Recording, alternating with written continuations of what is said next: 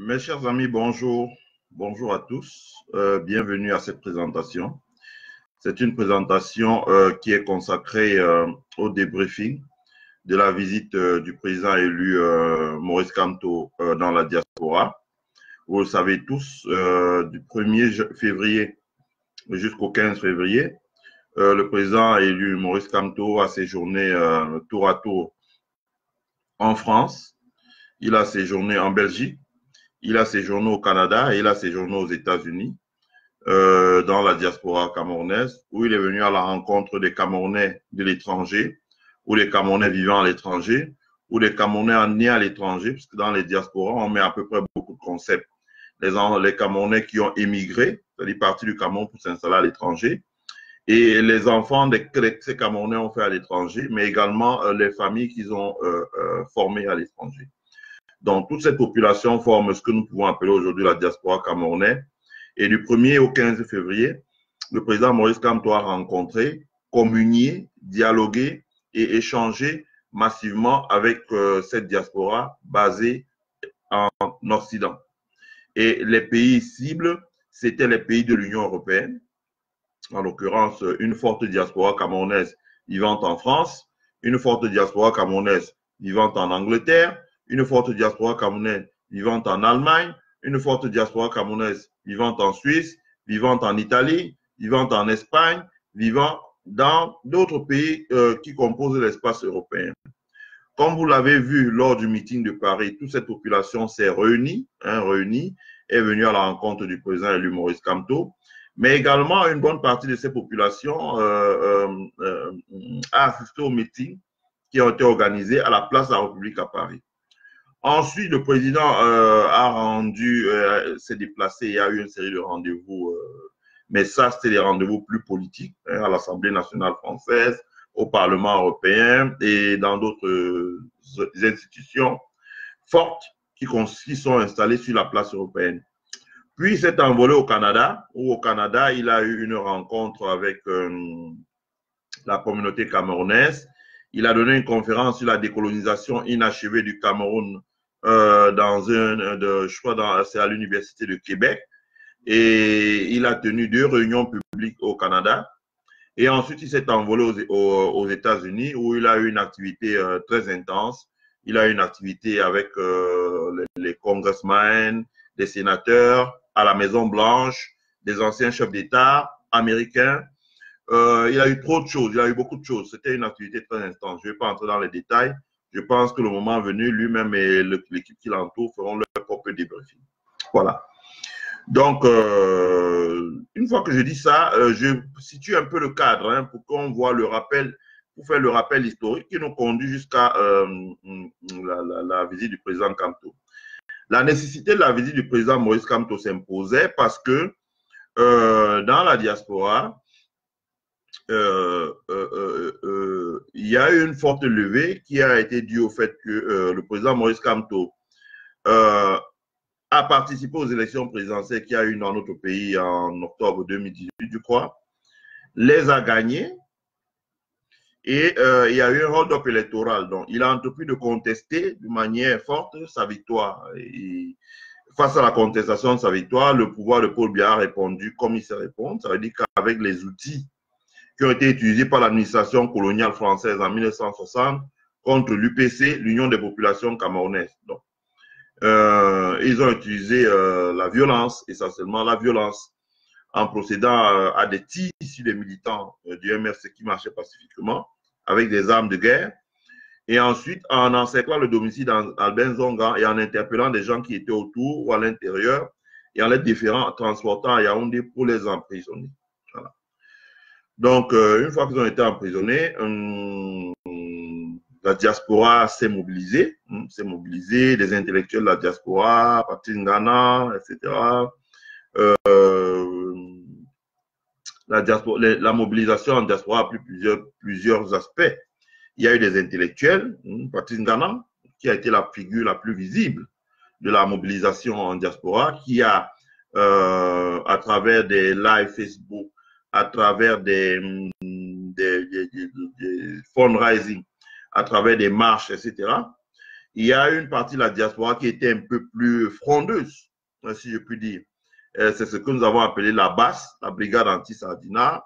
Bon, elle s'est décuplée avec plusieurs visages, la BAS jaune, la BAS grise, la BAS Mado, avec Calibri, Calibro, avec Kamala Panthère, avec Mado Keraro. Mais bref, tous, comme l'ont dit le général Bassero, ont travaillé à la libération du président élu, en contestant, notamment en organisant des marches de protestation.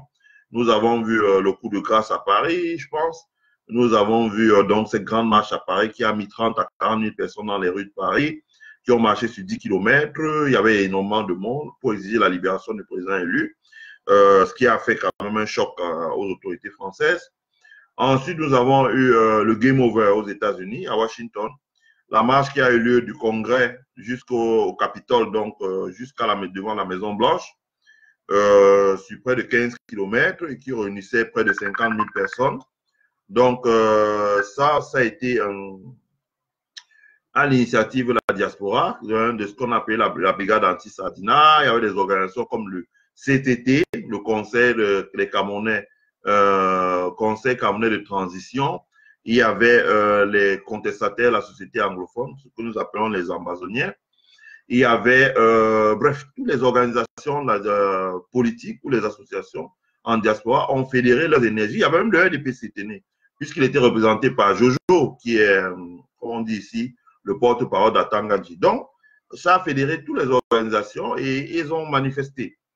Et donc, toutes ces organisations, que ce soit réunies dans ce qu'on appelle la Brigade Anti-Sardina, ont encore fait une troisième marche qui était à Bruxelles et qui était précédée de plusieurs réunions avec les officiels de l'Union européenne. Et cette marche, on l'a appelée, je pense, c'était l'assaut final. Voilà, l'assaut final en Belgique. Donc, il y a eu aussi l'assaut final en Belgique.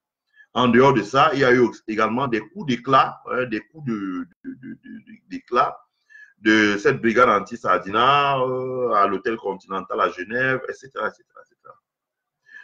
Et puis, il y a eu aussi le côté lobbying.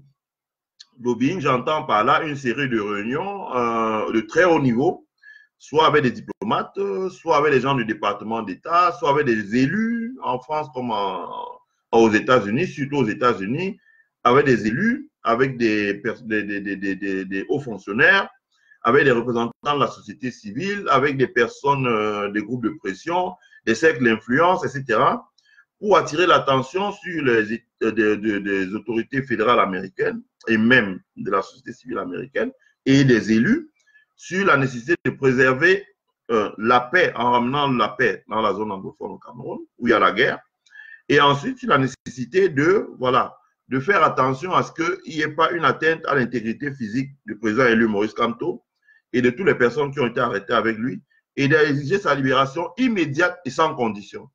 Et ce qui a été l'objet du voyage de M. Tibor Nagy, qui est le secrétaire d'État américain aux affaires étrangères pour l'Afrique et l'Europe, et qui a fermement fait comprendre à Paul Biya qu'il fallait libérer le président élu Maurice Kamto et qu'il fallait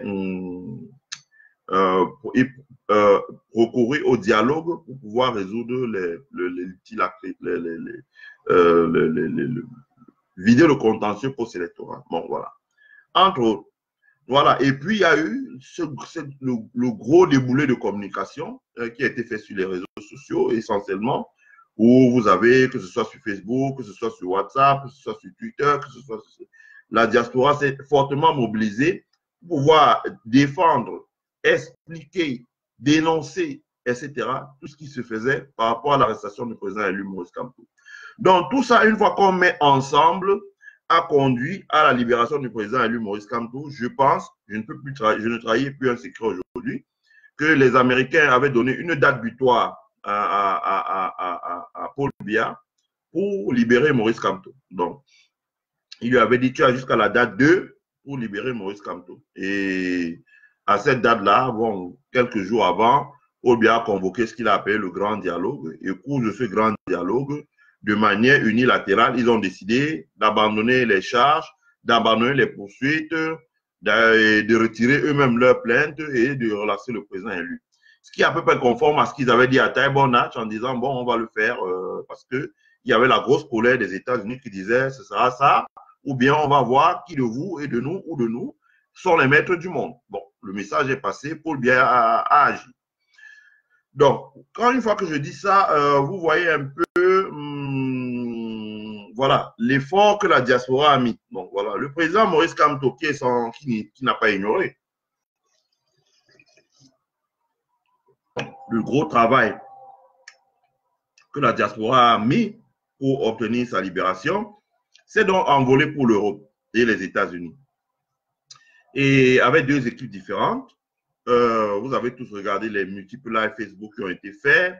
Il s'est envolé pour l'Europe avec une équipe, je pense, composée de le président Maurice Kamto, Penda Ekoka, Albin Zongan, Bilo Efa, ouais, l'épouse du président élu, la présidente des femmes, Awasom Mispa. Attends, je reviens. Il y avait le président élu Maurice Kamto. Il y avait son épouse, Madame Julie Kamto. Il y avait Christian Penda Ekoka. Il y avait Albin Zonga. Il y avait la présidente des femmes, Awasom Mispa. Il y avait Sa Majesté Bilo Efa, qui est le conseiller spécial du président élu Maurice Kamto. Voilà. En gros, les gens qui l'ont accompagné en Europe. Il y avait Valsero aussi, qui est membre de la société civile et qui est allié du président élu Maurice Kamto. Donc, ils l'ont accompagné, voilà l'équipe, la team, comme on dit, qui l'ont accompagné en France, où il a eu une série de réunions au Parlement français, à l'Assemblée nationale, au Parlement européen, etc. Et puis, il a eu une série d'activités politiques. Puis, il s'est envolé vers l'Europe avec là une autre équipe. J'ai oublié Fogueté-Dom. Donc, avec là une autre équipe. Cette équipe était essentiellement composée de 4 personnes. Donc, le président élu Maurice Kamto, Penda Ekoka, Albin Zonga et Alain Fogueté-Dom. Voilà. Donc, ils sont venus à la rencontre de la diaspora camerounaise vivant au Canada. Ils sont allés à la rencontre de la diaspora camerounaise vivant aux États-Unis. Et il y a eu une série d'activités politiques. Voilà. C'est pour voilà, fixer le cadre. Je pense que ce qui a... Maintenant, passons aux faits qui ont marqué la visite du président Maurice Kamto auprès de la diaspora, sa réunion, sa campagne de remerciement. Je pense que, comme vous avez dû constater, la mobilisation massive des Camerounais lors de la présence du président élu Maurice Kamto en diaspora, vous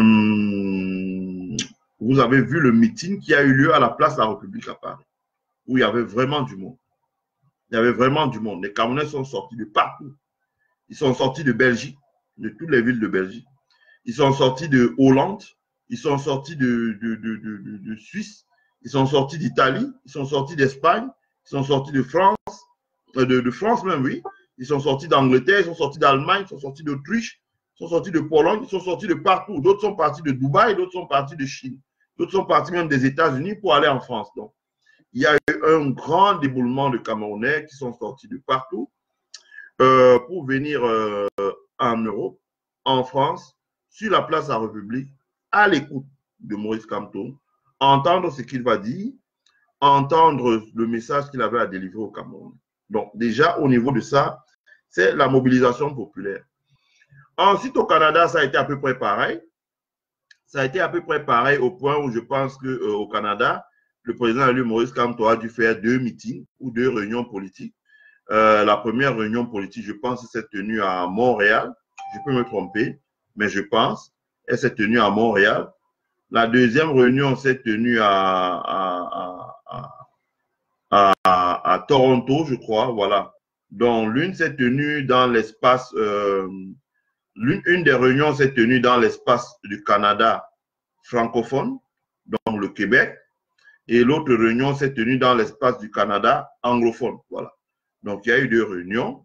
Et à chacune des réunions, non, on a constaté une forte mobilisation populaire des Camerounais qui sont massivement sortis pour venir voilà, à l'écoute du président Maurice Kamto, écouter ce qu'il devait leur dire, mais également échanger avec eux sur la nécessité de, voilà, écouter ce qu'il devait leur dire déjà de 1, et ensuite échanger avec eux sur, voilà, sur les remerciements et sur ce que lui, comme son parti, envisage de faire dans les jours qui viennent pour voilà, un peu booster voilà,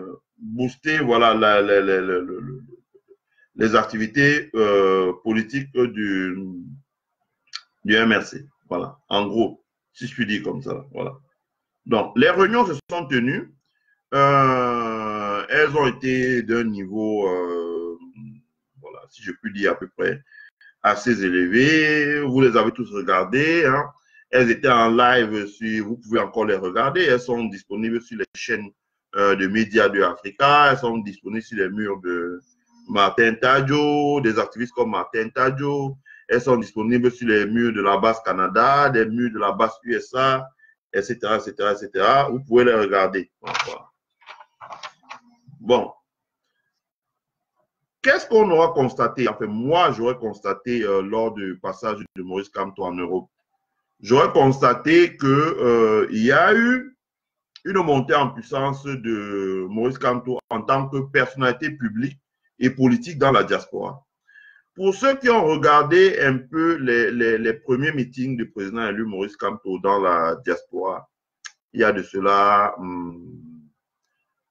je pense, quelques années hein, à peu près, hein, ceux qui ont regardé les premières réunions publiques du président élu Maurice Kamto dans la diaspora, ils ont dû s'apercevoir que lorsque le président élu Maurice Kamto arrivait dans la diaspora, je pense que aux alentours des années 2013, ses premières réunions en Allemagne, je peux dire que c'est des réunions qui avaient lieu devant 20 personnes. Quoi. Il rassemblait que quelques personnes. On a même encore les images où le président Kamto allait dans les barbecues organisés par les Camerounais. Ça ne faisait pas courir le monde. Mais depuis lors, le président Maurice Kamto n'a cessé. Il a travaillé aussi beaucoup. Hein. Il a travaillé, on a vu comment il a travaillé dur lors de la pré-campagne pour la présidentielle. Il a travaillé dur entre 2013 et 2018. Donc 5 années de travail, de réunions, de conférences, de mobilisation. Je me rappelle quand il venait à Douala, pour parler, c'était devant 100 personnes. D'ailleurs, il y avait des lives là, mais c'était pas mal. Donc, il a travaillé en diaspora. Il y a eu des connexions. Il s'est connecté avec beaucoup de personnes. Il a construit un network. Il a essayé de, voilà, d'élargir sa base. Et ça a commencé à porter. Et lors des meetings de président, bon, après, il est allé à la présidentielle. Il a gagné. Les Camerounais ont beaucoup apprécié, je pense, ceux de la diaspora, surtout le fait qu'il ait défendu solidement sa victoire devant le Conseil constitutionnel, sans trembler et avec des arguments de droit, et que deuxièmement, il a entrepris de contester sa victoire devant la Cour africaine de justice. Et donc, bon, il s'en est suivi ce qui s'en est suivi. Les dirigeants camerounais ont mis leur menace à exécution en disant, voilà, on va vous arrêter, on va vous mettre en détention. Ce qu'ils ont fait. Et donc, lorsqu'ils l'ont fait, la diaspora est donc sortie. Et une fois que Maurice Kamto est sorti, il a, pendant sa détention, généré un travail d'éveil. Donc, les Camerounais se sont éveillés. Les Camerounais se sont réveillés. Les Camerounais qui étaient un peu endormis, se sont secoués le corps. Et comme ils sont sortis avec pour leader Maurice Kamto, donc ça a fait monter le coefficient de confiance, hein, la cote de confiance de Maurice Kamto dans la diaspora. Donc, beaucoup de personnes au sein de la diaspora aujourd'hui ont commencé à reconnaître Maurice Kamto comme un leader qui incarne le renouvellement dans l'arène politique camerounaise et qui est une des meilleures alternatives ou qui est la meilleure alternative pour pouvoir reprendre le flambeau derrière Paul Biya en maintenant le Cameroun dans la paix et non pas dans la guerre. Donc, une fois que je dis ça, c'est pour dire que la montée en puissance de Maurice Kamto a eu lieu dans la diaspora. Le capital de confiance de Maurice Kamto dans la diaspora est désormais assez élevé. Et ça, c'est important. Rappelez-vous, dans les piliers que Maurice Kamto met en disant le pilier numéro 1 du MRC, son parti, le pilier numéro 2, le pilier numéro 3, le pilier numéro 4, l'un des piliers de son parti politique, c'est le pacte avec la diaspora. D'ailleurs, il a toujours dit, en disant que voilà, il était très bien conscient que c'est dans la diaspora qu'on peut trouver des personnes qui vont, voilà, qui vont faire un certain nombre de choses. C'est dans la diaspora qu'on peut trouver des personnes qui peuvent. Il avait dit, hein, le président Maurice Kamto, je pense que je ne trahis pas un secret, il a toujours dit que c'est dans la diaspora qu'on peut trouver des personnes qui sont capables d'apporter un certain savoir-faire, d'apporter un certain know-how, pour que notre pays puisse ressortir, renaître de ses cendres. Il a parlé de beaucoup de choses. Ceux qui ont suivi la conférence de Paris ont suivi le président Kamto parler de la nécessité d'avoir la diaspora pour ses compétences, pour ses investissements, pour son épargne, etc., etc., etc. Donc, vous comprenez que le président a parlé de beaucoup de choses. Voilà. Donc, il avait fondé l'un de ses piliers, de son parti politique, c'était le pacte entre le MRC et la diaspora. Je pense qu'il y a eu un renforcement de ce pacte entre son parti et la diaspora. Le renforcement de ce pacte est dû au fait que, voilà, la diaspora est sortie en disant à Kamto, bon, tu as fait quelque chose qui a permis de secouer le système et nous te le rendons bien en te reconnaissant comme étant, voilà, un leader sur lequel on peut s'appuyer pour demain pouvoir faire des choses intéressantes. Et comme il y avait une offre, il y a eu une adhésion massive à cette offre-là, qui était le pacte entre Maurice Kamto et la diaspora, le pacte stratégique, je crois, il a appelé avec la diaspora. Donc, j'ai noté, moi, qu'il y a eu un renforcement de ce pacte stratégique. Ceux qui peuvent voir ont vu ce qui s'est passé à Paris, où on a eu des centaines de milliers de Camerounais qui sont sortis, ont envahi la place de la République, et ça a été un phénomène majeur. Et cela m'a inspiré quelque chose. Cela m'a inspiré quelque chose, qui est de dire que désormais, on va vers la fin de la France-Afrique. Parce que le CFA qui est déjà fini, le décès de Foucault, etc., etc., le décès de Pasqua, qui étaient des figures de la France-Afrique, Bernard Ponce, tous ces gens-là, Robert Pandro, qui sont partis aujourd'hui, ces patriarches de la politique française. Le président Kamto aura quand même marqué un grand coup dans l'affaiblissement des réseaux france-africains dans notre pays. Parce que si on a constaté, pour ceux qui ont grandi comme moi en France, c'était pas possible d'imaginer aux alentours des années 1990 qu'on aurait une réunion comme celle-là en France. C'était pas possible. C'est même pas envisageable. Bon. L'arrivée de l'Europe a changé beaucoup de choses. Je vais parler dans trop de détails, mais l'arrivée de l'Europe a changé beaucoup de choses, a fait que désormais, beaucoup de choses soient possibles dans notre diaspora en Europe. L'Europe a modifié un peu le paradigme qui fait que, bon, voilà, on ne pouvait pas faire un certain nombre de choses, mais maintenant, avec l'arrivée de l'Europe, on peut le faire. On peut le faire. Et le président Maurice Kamto l'a démontré lors de ses meetings en Europe. Voilà. On peut faire un certain nombre de choses. Il a rassemblé les Camerounais. Les Camerounais sont sortis de partout. Je me rappelle, une réunion comme ça ne pouvait même pas avoir l'autorisation à l'époque, dans les années 90. Ne pouvait même pas avoir l'autorisation.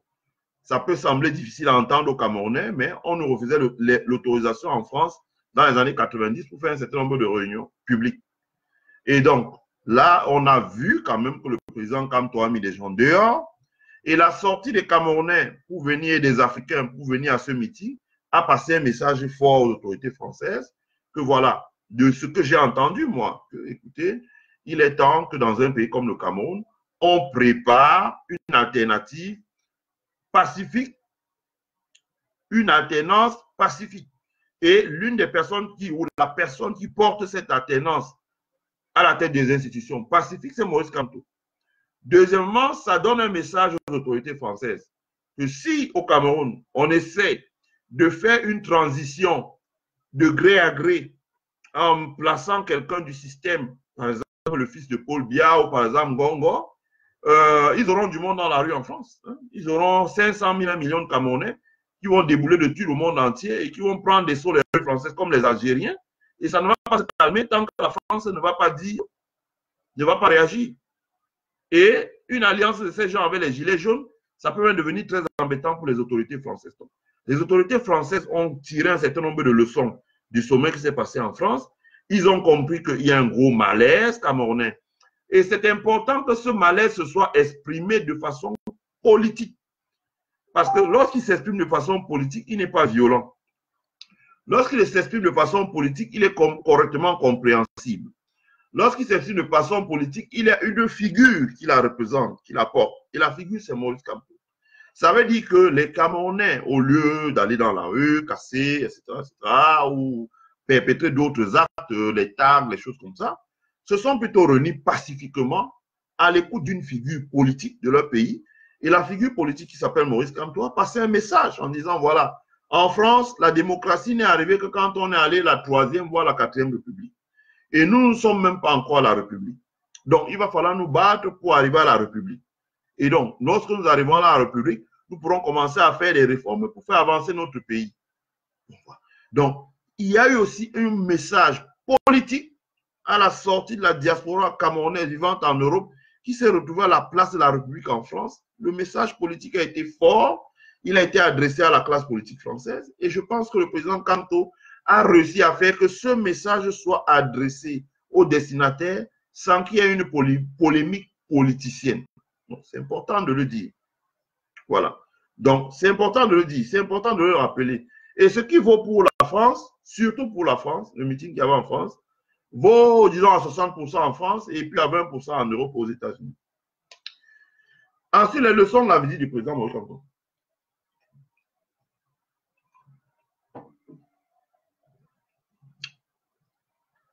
Les leçons de la visite du président élu Maurice Kamto en diaspora. Il faut dire une chose. Ce qu'on retient des leçons de la visite du président élu Maurice Kamto dans notre diaspora, c'est que désormais, au Cameroun, la diaspora camerounaise est dans le jeu politique. Que vous le vouliez ou pas. La diaspora camerounaise s'est invitée dans le jeu politique. La diaspora camerounaise va désormais peser dans le jeu politique. La diaspora camerounaise sera désormais présente dans l'arène politique au Cameroun. Elle va peser de tout son poids dans le jeu politique au Cameroun. C'est un fait. Elle va peser parce qu'elle pourra financer les partis politiques. Elle va peser parce qu'elle pourra soutenir un candidat à la présidentielle. Elle va peser parce qu'elle est l'une des grandes sources pour le financement de l'activité politique. Elle va peser parce que tant qu'il n'y aura pas la double nationalité, le président Maurice Kamto a dit qu'il n'en est même plus à la double nationalité, mais qu'il a des multiples nationalités. La diaspora camerounaise ne se calmera pas, donc elle va continuer à demander qui est la double, la triple, la quadruple, voire plusieurs nationalités, parce que ce n'est pas un manque de patriotisme, c'est simplement pour des raisons professionnelles. Les Nigérians le font, les Sud-Africains le font, les Français le font, les Allemands le font, les Qataris le font, etc. Il n'y a pas de raison que les Camerounais ne le fassent pas. Donc, la diaspora, désormais, s'est invitée dans le jeu politique au Cameroun. Et s'est invitée dans le jeu politique parce que lorsque le président Maurice Kamto dit « je suis pour la double, voire la multiple nationalité », et que je suis pour que les Camerounais, la diaspora, aient un rôle prépondérant à jouer au sein des institutions politiques de notre pays, ça veut dire que le président Maurice Kamto dit et donne son aval en disant, voilà, dans les années qui vont venir, il va falloir s'attendre à avoir des conseillers municipaux qui sont des gens issus de la diaspora. Il va falloir s'attendre à avoir des députés ou des sénateurs qui sont des gens issus de la diaspora. Il va falloir avoir des gens qui sont le haut conseil de l'intégration de X ou Y, qui sont des gens de la diaspora, et qui vont devoir travailler aux côtés des institutions camerounaises pour pouvoir construire le Cameroun de demain. Surtout, c'est important de le dire, quand un pays sort d'une très longue année de dictature, vous pouvez regarder vous-même le Rwanda de Habyarimana, une fois que Kagame s'est installé. Vous pouvez regarder le Zaïre de Mobutu, une fois que Kabila, même père et même fils se sont installés. Vous pouvez regarder l'Afrique du Sud de Mandela, une fois qu'ils se sont installés. Dans tous ces pays-là, à chaque fois que vous avez eu une dictature très longtemps, quand un nouveau pouvoir s'installe, il est obligé de faire recours à des gens dans la diaspora parce que le système académique, le système, l'environnement professionnel dans le pays n'a pas permis l'émergence des cadres compétents à un très haut niveau. Donc, la nouvelle équipe qui arrive, elle est obligée d'aller chercher dans la diaspora. Voilà. Elle est obligée d'aller chercher dans la diaspora pour pouvoir colmater les brèches, ou si je puis dire, ou bien pour pouvoir renforcer le travail qui est fait. Donc, ce qui veut dire qu'il faut s'attendre que demain, vous aurez, si vous avez le président élu Maurice Kamto dans notre pays, il va falloir avoir compter avec la diaspora. Ensuite, cette diaspora va devoir compter dans le jeu institutionnel et politique au Cameroun. Ça, je pense que si nous avons bien écouté le président élu Maurice Kamto, dans son discours à la place de la République, dans son discours au Canada, dans son discours aux États-Unis, etc., etc., etc., il a été clair et constant là-dessus. Donc, il faut intégrer la diaspora camerounaise dans le jeu institutionnel, dans le jeu politique, dans le jeu professionnel, dans le jeu des affaires, dans la gestion des affaires publiques et même dans l'expertise qui est apportée aux gestionnaires des affaires publiques. Donc, ça, c'est acté, c'est clair, c'est net. Il n'y a plus d'ambiguïté là-dessus. C'est-à-dire que Si dans le camp de Paul Biya, on parle et on laisse un discours un peu, bon, c'est pas très clair, c'est flou. Si dans le camp des autres politiques camerounais qui sont dans l'arène politique, ce discours-là un peu, bon, on parle pas trop de ça, on fait semblant de parler sans trop en parler. Maurice Kamto, qui est aujourd'hui la personnalité camerounaise, de politique camerounaise de premier plan, a été clair et très net. C'est-à-dire qu'il n'y a plus d'ambiguïté. Il n'y a pas de doute. Il n'y a pas d'hésitation. C'est clair, c'est net, c'est limpide pour tout le monde. Il faut intégrer la diaspora camerounaise. Et Maurice Kamto à l'épreuve du pouvoir, cette intégration se fera. Ça, il a été clair là-dessus. Je pense que c'est l'une des leçons qu'on peut tirer de la tournée de Maurice Kamto. Parce qu'à l'époque, quand il disait le pacte avec la diaspora, bon, ça ne veut rien dire, hein, c'était un peu flou. Mais là, ça a été clair, net, précis. Donc, on ne revient plus dessus. Ensuite, il faut le dire, l'électorat, la diaspora a quelque sorte plébiscité Maurice Kamto. Parce que les histoires du RDPCE disent, voilà, on a gagné avec 79%. Bon, on sait comment ça se passe. Le président, l'ambassadeur, lui-même choisit quelques personnes qu'il connaît dans Paris. Il fait la liste de leurs noms. Quand ça atteint 500, il crée les bureaux de vote, 50, 10 bureaux de vote dans son ambassade. Il envoie la liste à Yaoundé et il lui renvoie les cartes qu'il veut. On fabrique des bêtises là-bas et puis il distribue à ses propres gens. Et le jour-là, il envoie l'argent pour prendre les bus en partant d'Orléans, en partant de Lyon, de Bordeaux, dans les fiefs Sardina et en rejoignant Paris pour venir voter. Bon. Et une fois qu'ils font ça, ils disent, voilà, le RDPC est 79 ou 91% dans la diaspora. Et le paradoxe de ça, c'est qu'on voit très bien que quand Paul Biya arrive en diaspora, on est obligé de donner énormément d'argent chez les gens, $200, un pagne, le pain, le jus et le bus pour aller accueillir Paul Biya. Donc, une journée de travail, on donne ça aux gens. Maurice Kamto a besoin de ça. Les Camerounais sont sortis par eux-mêmes. Les Camerounais sont sortis spontanément. Les Camerounais sont sortis pour venir sur la place de la République à Paris. Les Camerounais sont sortis pour envahir les amphis, les palais des congrès à Montréal et à Toronto. Les Camerounais sont sortis à Boston et à Washington pour aller à la rencontre du président élu Maurice Kamto. Moi-même, je suis sorti. Je veux dire que pour ceux qui savent ce que ça peut coûter, le transport de Chicago à Washington en aller-retour, les nuitées d'hôtel, les repas, etc., c'est un gros budget, hein, il faut le faire. Pas beaucoup de personnes l'ont fait, mais on l'a fait parce qu'on voulait démontrer notre attachement au président Kamto. Donc, il a été plébiscité par la diaspora. Plébiscité, ça veut dire qu'il n'y a pas de doute aujourd'hui. Dans la diaspora, il y a désormais un leader et un seul leader. Il n'y en a pas deux. Voilà, donc, avant, on a eu les cabris qui s'agitaient un peu trop. On a eu les gens de Biya qui faisaient un peu le cinéma.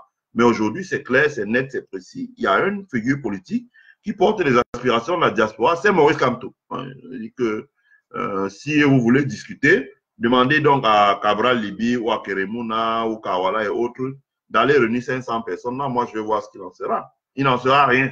Rien du tout. Donc, Maurice Kamto est passé par là. Il a marqué son empreinte.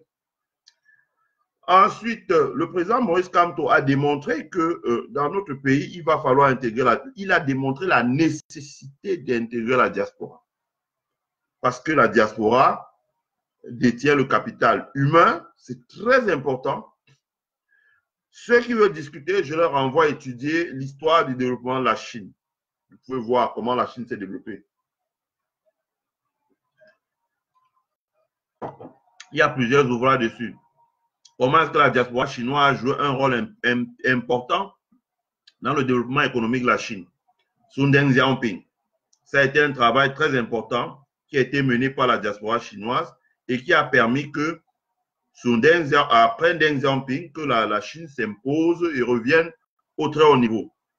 Donc, ce travail a été porté par la diaspora chinoise. De la même manière, le président Maurice Kamto a fait ressortir le fait que dans notre diaspora, il y a du capital humain, c'est important, des ingénieurs, des médecins, des architectes, des constructeurs de BTP, des hommes de médias, des instructeurs militaires, des personnes spécialisées dans la sécurité informatique, dans l'informatique, des entrepreneurs, des juristes, etc., etc., etc.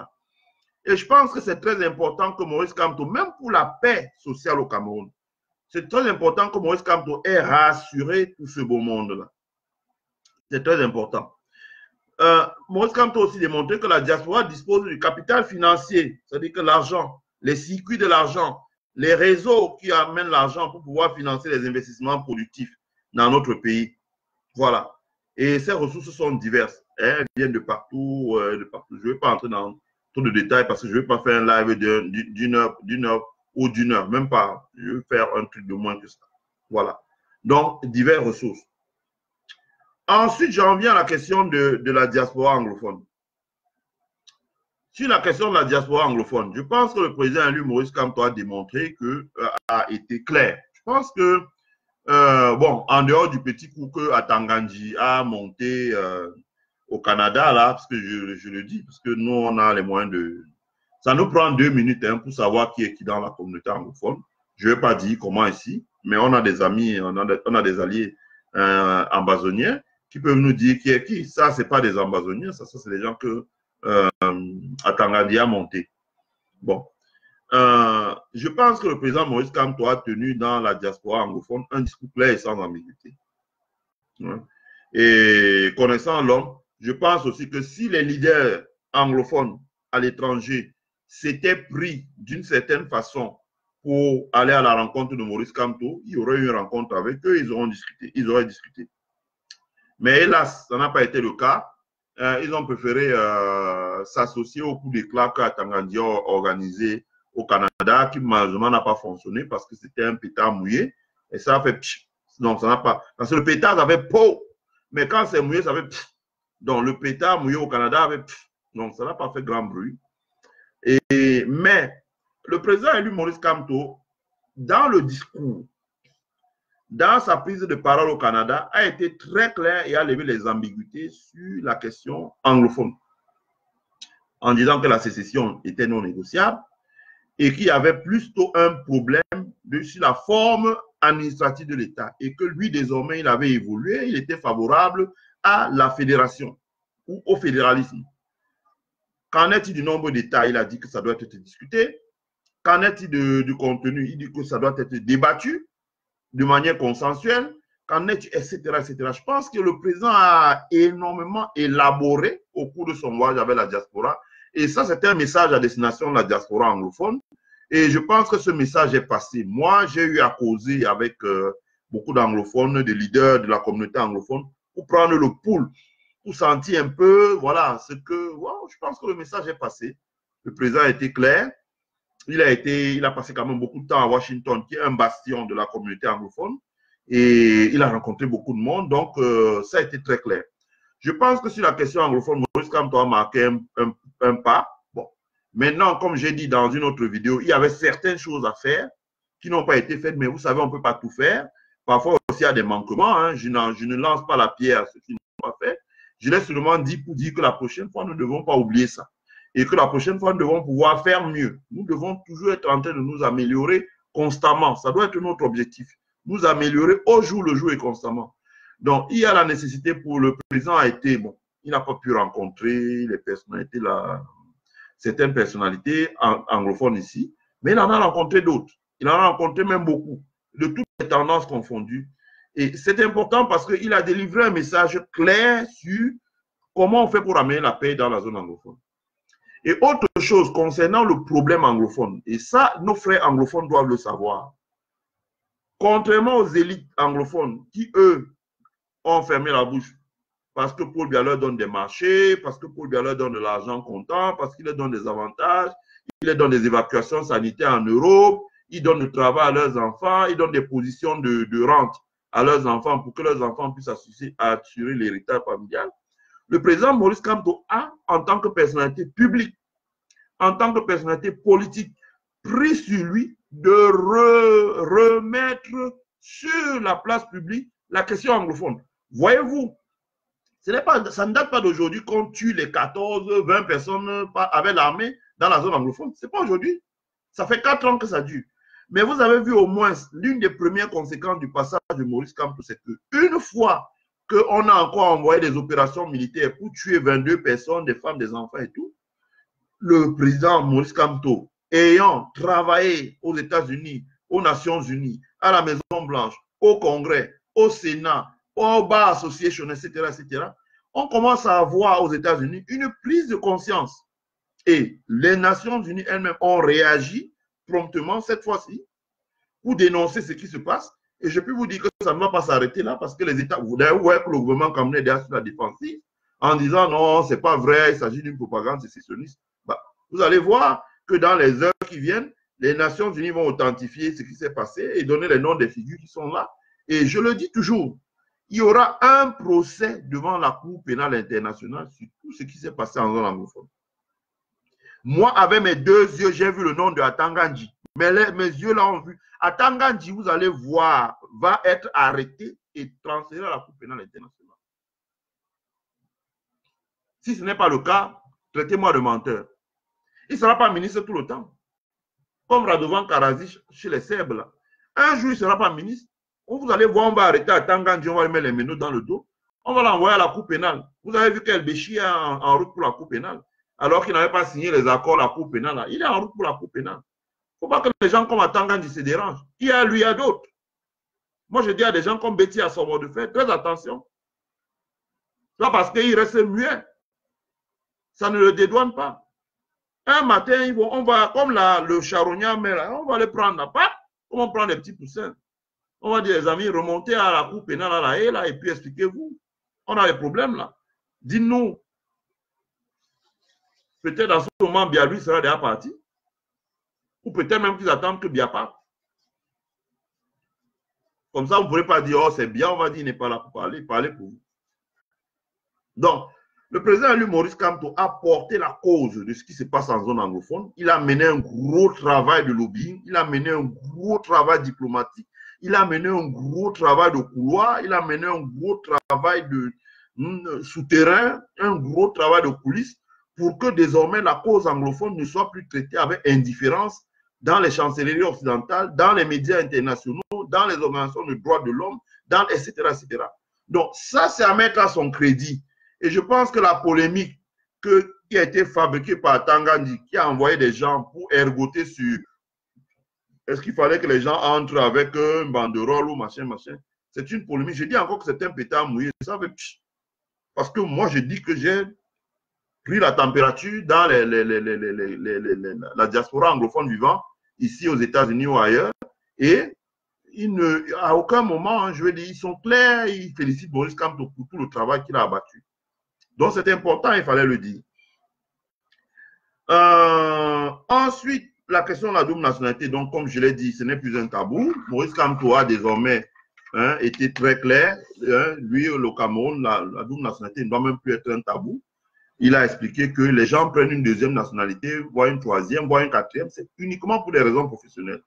Et que ces raisons professionnelles-là, le Cameroun ne peut pas être en marche pendant que les gens prennent cette nationalité pour des raisons professionnelles parce que ça pourrait profiter aussi à notre pays. Donc, il a donné les raisons. Je dis aussi le leadership de Maurice Kamto, c'est internaliste. Parce que jusqu'à présent, on avait connu Maurice Kamto qui venait parler à Equinox TV ou qui allait parler à des petits radios à Yaoundé. Je pense que les milieux médiatiques au Cameroun doivent commencer à oublier ça. Ça va être terminé. Je dis, il y aura certainement des apparitions de Maurice Kamto dans les médias camerounais. Le jour, peut-être Mutation, peut-être Equinox et d'autres. Il y aura sans doute. Mais je pense aussi qu'il va falloir s'attendre à voir Maurice Kamto plus présent dans les grands médias internationaux, les grandes télévisions internationales, les grandes radios internationales, les grands journaux internationaux, les grands magazines internationaux. Ça, il va falloir se préparer à ça. Il va falloir se préparer à ça. Simplement parce que l'homme, la figure publique, le leader, je préfère plus la figure publique, Maurice Kamto, c'est internationaliste. Ça veut dire que désormais, on commence à parler de lui dans les grands cercles de ce monde. Et à partir du moment où on parle de lui dans les grands cercles de ce monde, vous allez voir que progressivement, il va monter en puissance pour pouvoir se hisser à un niveau qui est un niveau très élevé.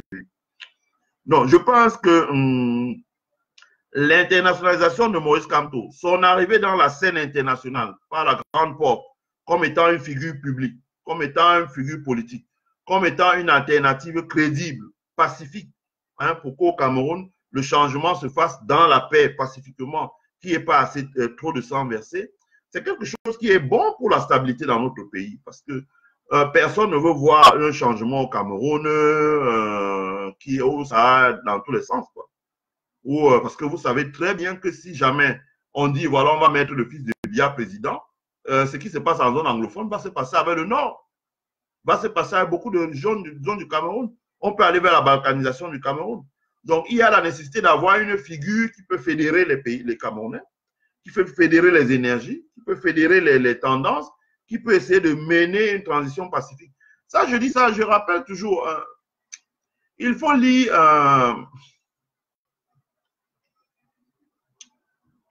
bon, je l'ai le livre là. Bref, je ne vais pas trop vous fatiguer avec l'intellectualisme et tout, et tout, et tout. Je vais seulement évoquer la politique française. Quand Mitterrand est prêt, il veut quitter le palais de l'Élysée en France, Mitterrand s'aperçoit bien que la gauche française est lacérée, quoi. Elle est en lambeaux, elle est à terre, elle est lacérée complètement, elle n'existe presque plus. Donc, Jacques Chirac, qui est en train de partir, se dit, bon, ben, je m'en vais, qu'est-ce qui va se passer? Donc, il comprend ça bien et il se dit, s'il laisse le pouvoir à quelqu'un qui est à gauche, après le congrès de Rennes où il y avait la bagarre entre Jospin, Fabius, donc on disait les Jospiniens, les Fabusiens, etc., etc., Mitterrand comprend très bien que ça il y aura un déchirement en France. Qu'est-ce qu'il fait? Il va s'arranger pour laisser le pouvoir à Jacques Chirac. Donc, il va discuter pour laisser le pouvoir à Jacques Chirac. Et sachant que la droite française était un peu mieux préparée, était soudée autour de Jacques Chirac, était un peu mieux organisée, il y avait moins de bisbilles entre les cadres de la droite française, ça a permis que Jacques Chirac reprenne la France, ancre la France dans la Constitution européenne, poursuive les réformes économiques qui avaient été commencées, etc. Et évite qu'un certain nombre de threats, comme on dit en anglais, de menaces qui guettaient la France ne la percutent. Et au moins, sur ce point, on peut reconnaître que pendant 12 ans, Jacques Chirac a tenu la barque française debout. Et après, bon, Sarkozy a gagné. Et quand Sarkozy a commencé à s'agiter trop, on a encore vu comment un patriarche comme Jacques Chirac a dit, bon, voilà, il faudrait peut-être qu'on mise la pièce de 100 francs sur Hollande, parce que Hollande a ramené une certaine stabilisé la scène politique française qui avait tendance à aller à la dérive. Il dit que quand on est un sage, quand on est un ancien comme Paul Biya, et on a aussi des doyens dans notre pays, hein, les Paul Biya, les Fossou Victor, les Aladi Abo, les fonds de ceci, les sultans Bombondjoya, tous ces sages-là, ils devraient quand même avoir à l'esprit une préoccupation constante. La préoccupation constante, c'est comment on fait pour que dans notre pays, on ne continue pas à détruire le capital économique, social, humain, comme on voit ce qui se passe en zone anglophone. Et pour ça, il y a la nécessité de commencer à préparer une relève. Préparer une relève. Préparer la relève, c'est comme on voit avec Maurice Kamto. Ça veut dire que moi, par exemple, quand il m'arrive de dormir, je dors paisiblement un peu en ce moment. Parce que je me dis, bon, voilà, si demain Paul Biya n'est pas là, même au niveau international, si on met une figure, on dit, bon, voilà, on sait qu'on a quelqu'un sur qui, voilà, les Camerounais peuvent s'appuyer pour pouvoir reconstruire sans qu'il y ait trop de désordre. Et qui peut essayer de ramener les Camerounais, comme on dit en anglais, bring them together. Donc, l'internationalisation du leadership de Maurice Kamto, sa montée en puissance, c'est quelque chose de bien pour notre pays, que nous devons saluer, ça ne devrait pas choquer. Parce que moi, je voyais une grande crainte dans notre pays, c'est que l'absence de renouvellement fasse que la seule hypothétique alternative dans notre pays soit une alternative violente. On a vu ça aux Zaïre de Mobutu. Personne n'avait été préparé, le pouvoir était dans la rue, ça a été pris par les armes, Kabila. On a vu ça dans les pays comme la Guinée-Bissau. Ça a donné lieu à des violences interminables. On a vu ça dans d'autres pays encore, je ne vais pas trop citer pour ne pas... Donc, il y a la nécessité pour nous, voilà, de continuer à soutenir le président élu Maurice Kamto parce qu'il incarne le renouvellement. Renouvellement par les idées, renouvellement par le leadership, et il incarne également une transition, vu son âge, qui peut mieux préparer les générations qui vont venir derrière. C'est-à-dire que les jeunes cadres, des gens comme les Mamadou Mota, parce que quoi que vous le disiez, moi je le dis aux gens, vous montez ou descendez, les gens comme les Mamadou Mota vont jouer un rôle très important dans l'avenir politique de notre pays. Ça, il faut s'y attendre. Et Mamadou Mota, c'est la jeune génération, parce que Mamadou Mota a quoi, 40 ans, vous vous doutez bien que Maurice Kamto arrive aux affaires, fera peut-être un mandat, même s'il en ferait 2 de 5 ans, ça en ferait 10 et qui devait partir. Mamadou Mota, 40 ans, dans 20 ans, dans 15 ans, on aura 65.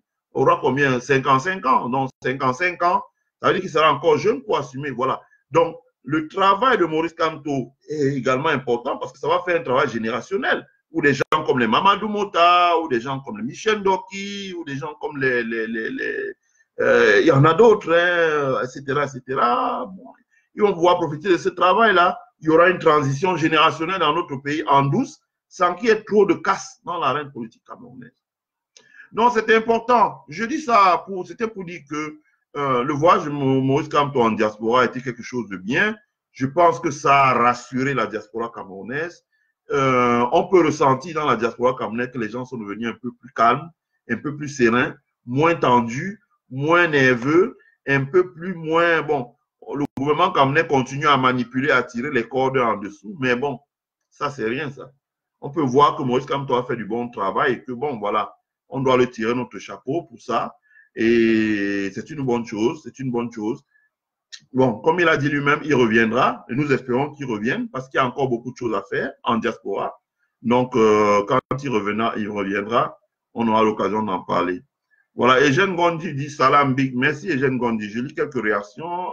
Bonjour Céline Kwombe. Bonjour Dalias Tono Wucheng. Bonjour Lydie Kwekam. Voilà, je lis quelques réactions. Bonjour Lydie Kwekam. Bonjour Puchéri Kamge. Voilà.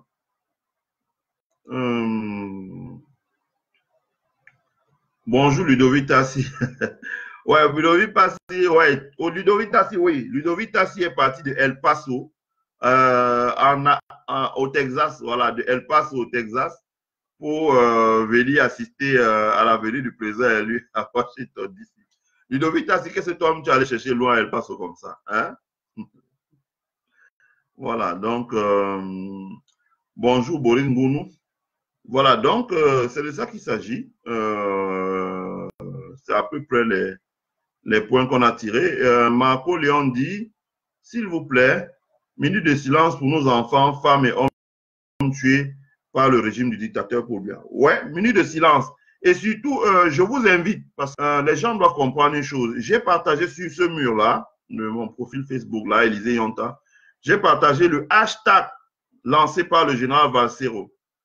Kill Me Too. K-I-2-L-M-E-T-2-O. Kill Me Too. Hashtag Kill Me Too. Je pense que dans toutes les publications que nous faisons sur Facebook, utilisons massivement le hashtag Kill Me Too. Ça va permettre d'attirer l'attention de tous les grands activistes dans le monde sur ce qui se passe dans la zone anglophone. Voilà. Et quand Valsero lance un hashtag, ce n'est pas la peine d'en créer des dizaines ou des centaines. Adhérons à son hashtag, mettons son hashtag sur toutes les publications que nous faisons afin que cela puisse upgrade et faire que Facebook élève toutes les publications sur les réseaux sociaux qui parlent de la zone anglophone. Ça, c'est les ordinateurs de Facebook qui font ça. Bonjour Yvan Djunga. Marco Léon dit, mon chien dit ça en Ghana pour qu'il se taise à jamais. Marco Léon, Patrice Ngana, c'est mon frère. Je ne désavouerai jamais Patrice Ngana en public parce qu'il a abattu un travail colossal et important. Je pense qu'il y a une incompréhension entre Patrice Ngana. Moi, je ne porte jamais de jugement sur quelqu'un tant que je n'ai pas causé avec lui au téléphone. Et moi, j'ai causé avec Patrice Ngana au téléphone. Je peux t'avouer que tout ce qui s'est dit sur les réseaux sociaux concernant Patrice Ngana est quasiment faux. Les histoires de « ouais, il est jaloux parce qu'on a reçu Niamsi »,« oui, il y a ceci, cela », non. Moi, j'ai eu Ngana au téléphone samedi matin. Ngana m'a dit mot à mot, écoute, Élisée, j'ai beaucoup donné pour la libération de Maurice Kamto. Cela s'est fait au détriment de mon travail académique, de la recherche, des livres que je dois écrire, de la upgrade mes cours, comme on dit aux États-Unis. Ça veut dire que faire les mises à jour dans ses cours, faire des nouvelles recherches, inclure de nouveaux matériaux et qu'il était temps qu'il se concentre, qu'il se ramène un peu là-dessus. Bon, maintenant, Ngana, c'est Ngana. Si vous critiquez Ngana, ça lui prend 30 secondes de faire des posts. Et lui, il adore ça. C'est-à-dire que vous courez, vous, hein, comme on dit, vous jetez là-dessus, mais lui, vous clash. Et pour ceux qui connaissent Ghana, il ne perd pas son temps, il ne perd pas leur temps dans ces clashs. Parce que lui, vous clash quand vous courez là, tout ce que vous écrivez, ça l'amuse. Et il vous clash, et vous vous mettez là-dessus. Et il aime ça, il vous clash, il vous clash. Donc, moi, je vous dis, j'ai parlé avec Ghana, j'ai trouvé quelqu'un de très souriant, très gentil. On a parlé pendant 2 heures, il a éclaté de rire. Voilà, j'espérais le voir à Washington. Et là, je ne l'ai pas vu. Bon, je pense que c'est parti remise. On aura l'occasion de se rencontrer. Voilà, je ne vais pas trop critiquer Ghana. Marco Léon dit, le professeur Kanto est un visionnaire. Ce que Ghana n'est pas. Ah, tu n'en sais rien, cher frère. Tu n'en sais rien. Il faut être prudent dans ce que tu dis. L'idéologie du président élu Maurice Kamto n'est pas comprise par certains et ils se disent intellectuels. Par qui? Voilà. Ce régime doit être appréhendé déjà par le peuple pour un châtiment national avant l'extraction à la Cour pénale internationale. Voilà, je ne fais pas de commentaire, mais ce que je peux dire, c'est que beaucoup de dirigeants camerounais iront à la Cour pénale internationale. Beaucoup de dirigeants camerounais iront à la Cour pénale internationale.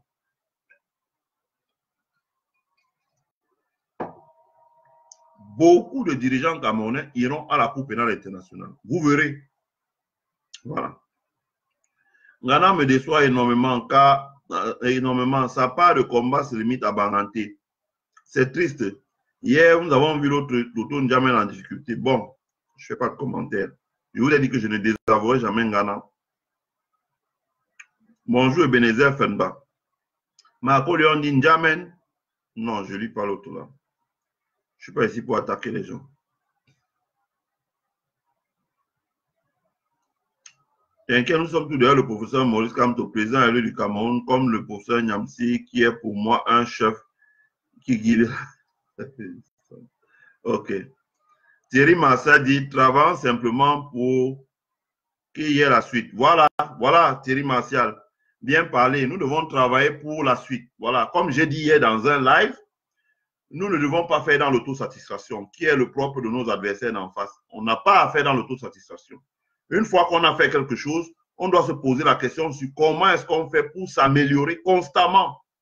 Nous devons nous améliorer constamment. Nous devons améliorer constamment. Je dis, si vous voyez un pays comme l'Amérique, c'est essentiellement ça qui drive le changement en Amérique.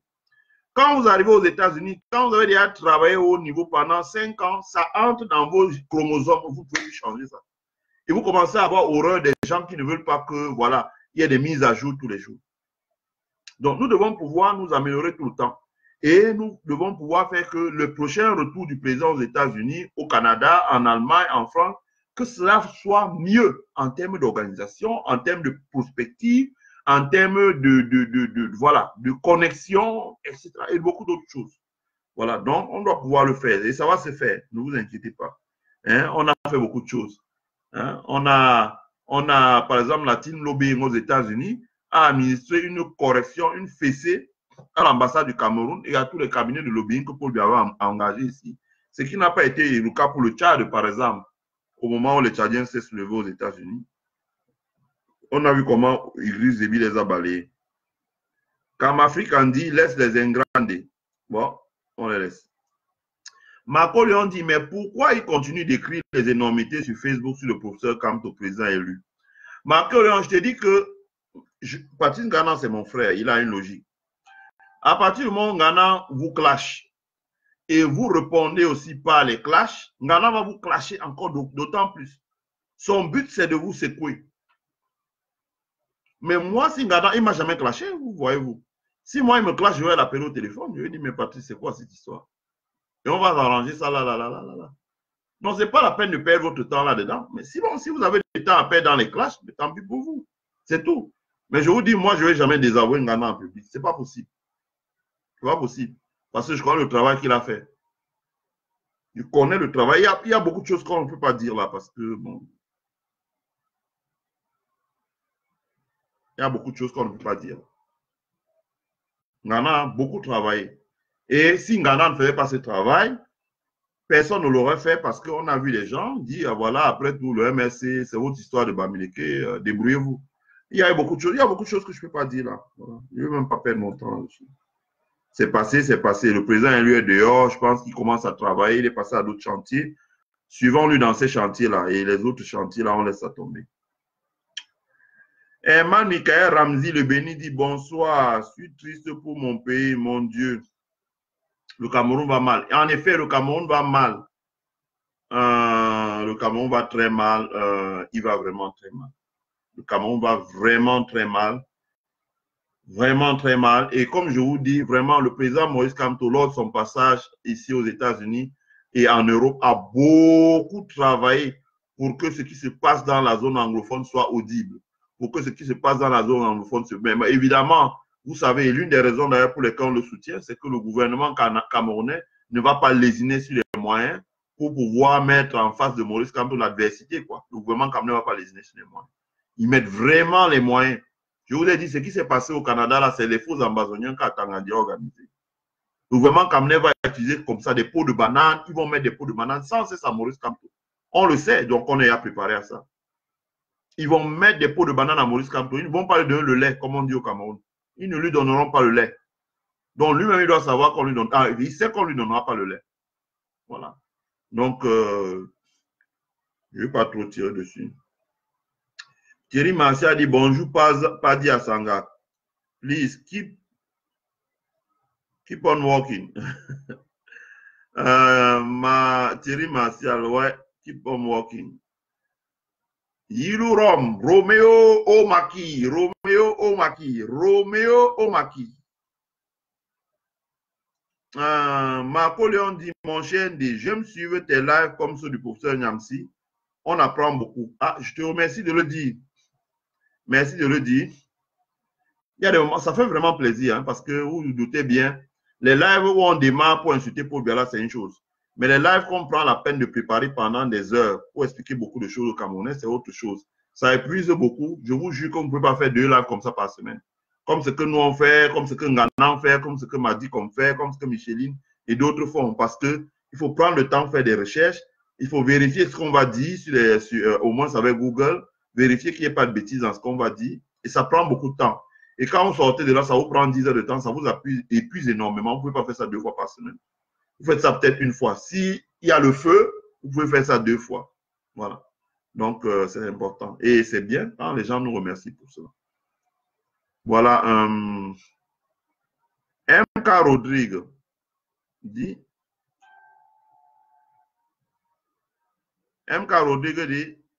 la stratégie de Nganang, clash, n'est-elle pas la même que celle de Méon?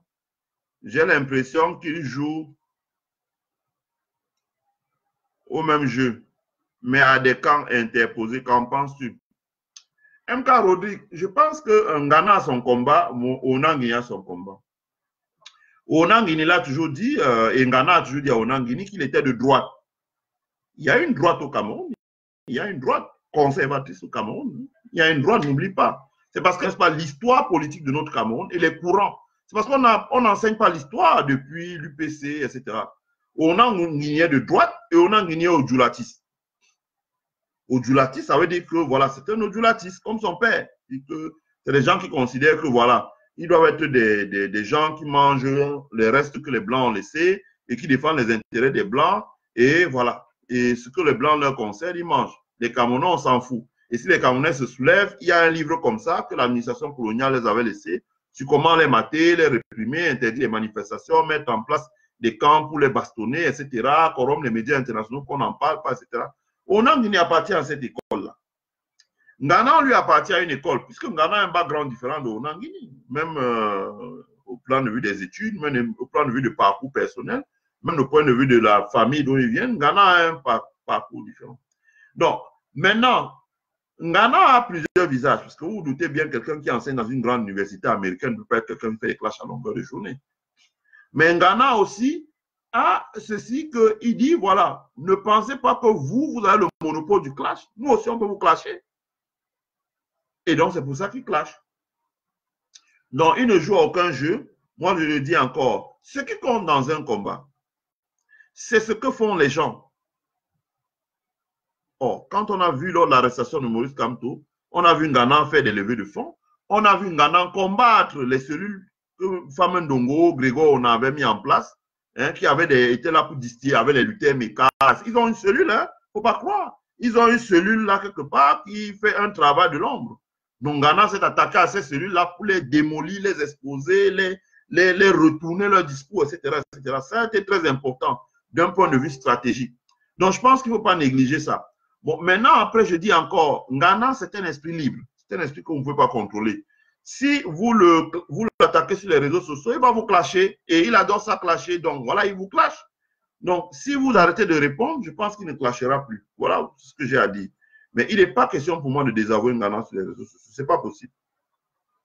Roland, il m'a dit, essayons dans une certaine mesure de mutualiser nos forces pour travailler pour l'avenir. Il y va de la survie de notre pays et de notre avenir à tous. Je suis 100% d'accord avec toi, Roland Lima. Je relis ton commentaire. Il dit, essayons dans une certaine mesure de mutualiser les forces pour travailler pour l'avenir. Il y va de la survie de notre pays et de l'avenir de tous. Très d'accord avec toi, Roland Lima. Africaine Kamer dit, merci Ndé, tu es un bon économiste. Tes stratégies m'aident en entrepreneuriat. Ah, merci beaucoup, ma chère sœur. Voilà. Rodrigue.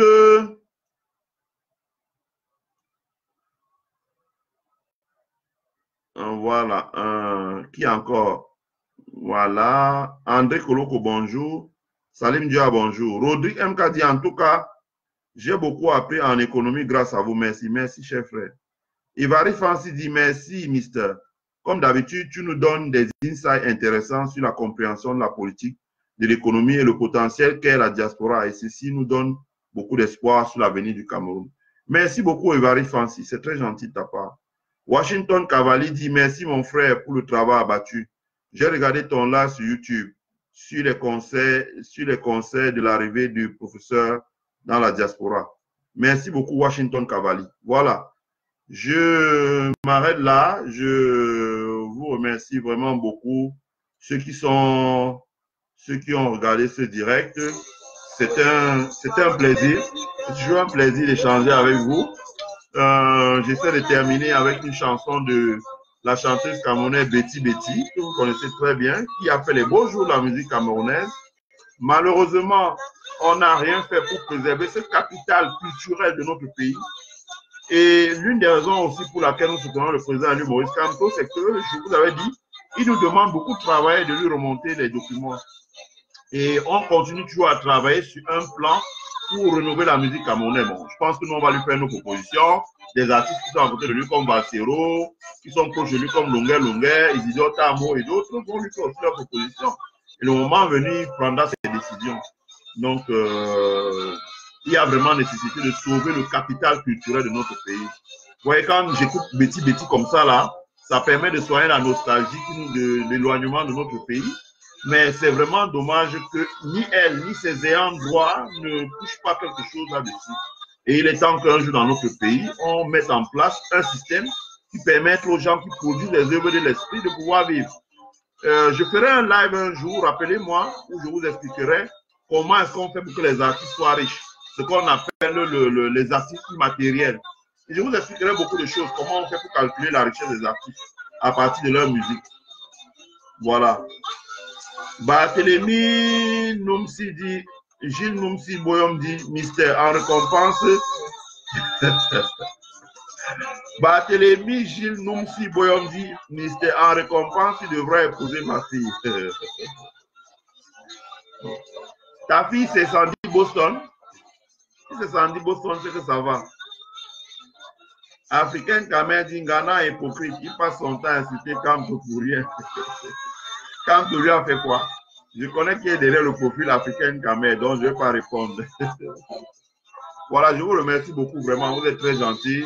Et c'est un très grand plaisir que vous ne pouvez pas imaginer. Un plaisir incommensurable de pouvoir travailler avec vous dans ces campagnes d'information, de sensibilisation et de formation de notre population à travers les réseaux sociaux. Voilà. Je vous remercie beaucoup. Voilà.